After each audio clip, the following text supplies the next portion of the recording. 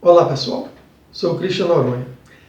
Na videoaula passada, sobre democracia, nós vimos como ela se originou nas sociedades gregas e romanas, passando pela Idade Média até chegar nas sociedades modernas. Na videoaula de hoje, nós vamos ver como ela foi se desenvolvendo até chegar na democracia atual, em nossa sociedade contemporânea. Portanto, aproveitem a videoaula de hoje. Videoaula Democracia, etapa 2. As transformações da democracia. A democracia, conforme vimos na nossa videoaula passada, teve suas origens na Antiguidade Clássica Grega e Romana. Passou por um período de ostracismo na Idade Média e ressurgiu nas sociedades modernas com os ideais iluministas, que culminaram em diversas revoluções que trouxeram novas formas de relação de poder e a derrubada daquele regime absolutista que nós falamos. Assim sendo, passado esse período inicial de retomada dos ideais da democracia, esses novos governos democráticos foram tomando formas variadas em diferentes períodos, muito em função de suas interpretações feitas por cada sociedade e onde ela foi praticada. Portanto, a democracia contemporânea, que hoje os países desenvolvem, mesmo com muita diversidade de modelos e diferença das práticas originais, ainda assim são oriundas destas tradições do passado grego e romano. Norberto Bobbio, um filósofo italiano do século XX, nos descreve 3 teorias em que se baseiam as democracias atuais. Uma primeira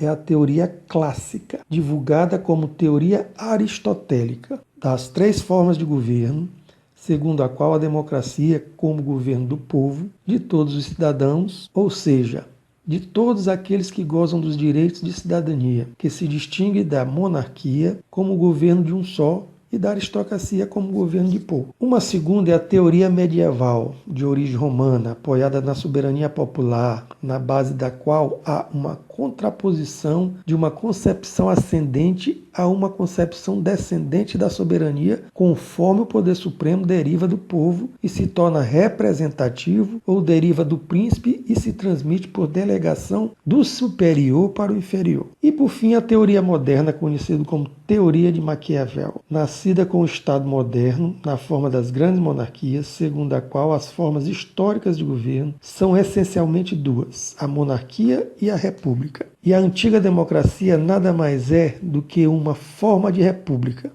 A outra é a aristocracia, onde se origina o intercâmbio característico do período pré-revolucionário entre ideais democráticos e ideais republicanos e o governo genuinamente popular chamado, em vez de democracia, de república. Bom, passada essa parte teórica, vamos ver os modelos de governos democráticos que vimos hoje. Um é a monarquia parlamentarista, onde o monarca ou o rei representa o Estado e o parlamento, liderado por um primeiro-ministro, em muitos casos, representa o governo. Ou seja, existe uma diferença aí. O monarca e rei, ou o rei, ele vai representar o Estado, mas existe um parlamento, que na verdade representa o governo. Quem governa é esse parlamento. Como exemplo, nós temos o Reino Unido, a Espanha e a Suécia, que existe uma monarquia, né, são monarquistas os países, existem reis, rainhas, mas quem governa são os parlamentos, eleitos pela população, os parlamentares. Outro modelo é a república. A república também nós temos 2 formas de república. Nós temos a república presidencialista, onde o povo elege um presidente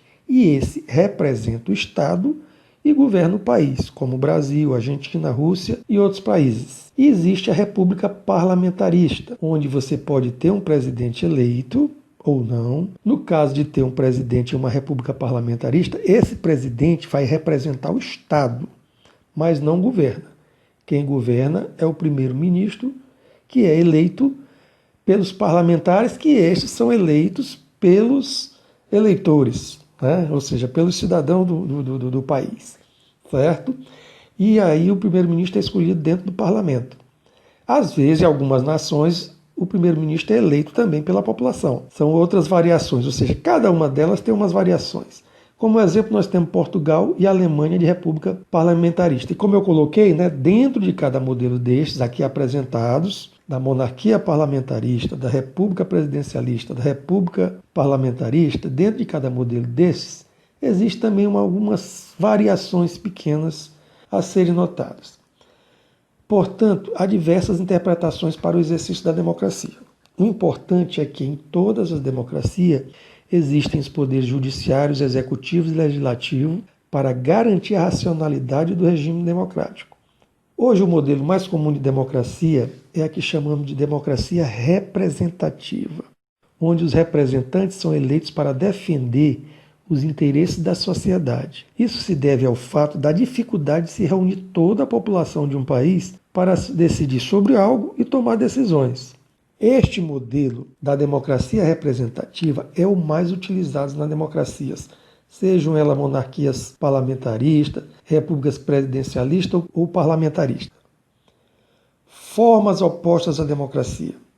São formas de governo que ainda se encontram em diversos países.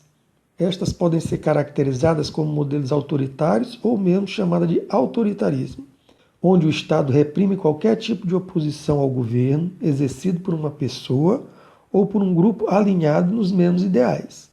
No passado, tivemos o nazismo na Alemanha, o fascismo na Itália, as ditaduras militares no Brasil, Chile e Argentina, que foram formas de governos autoritários.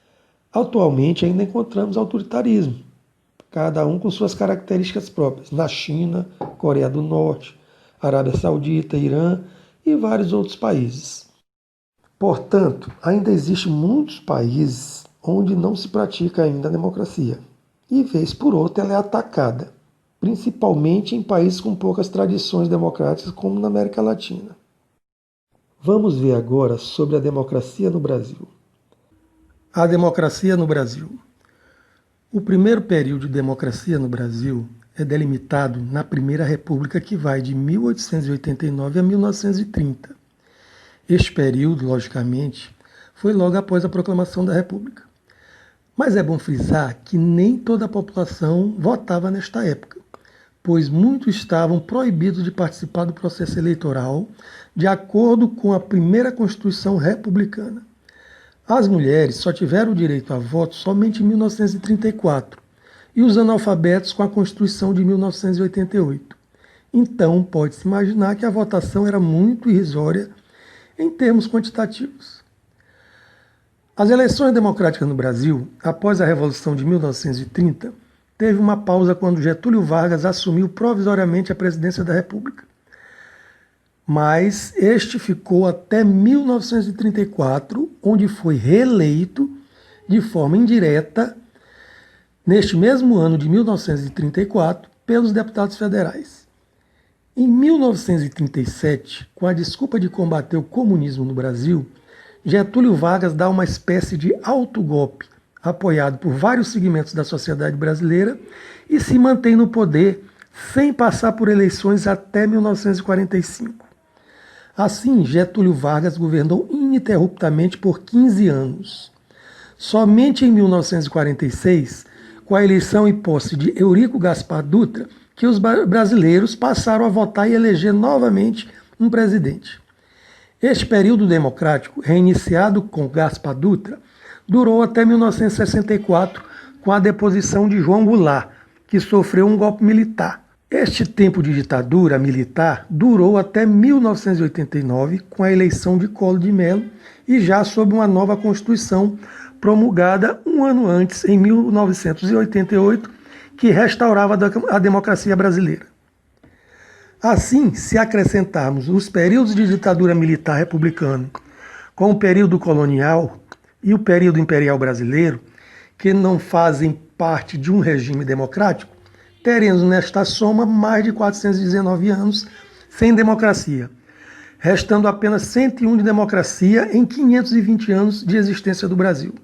Lembrando ainda que na Primeira República não se tinha participação abrangente da população brasileira no processo eleitoral, pois se excluía mulheres e não letrados.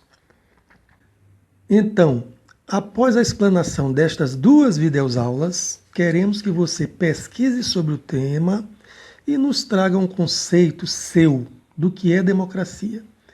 Espero que estas videoaulas tenham ajudado. Muito obrigado.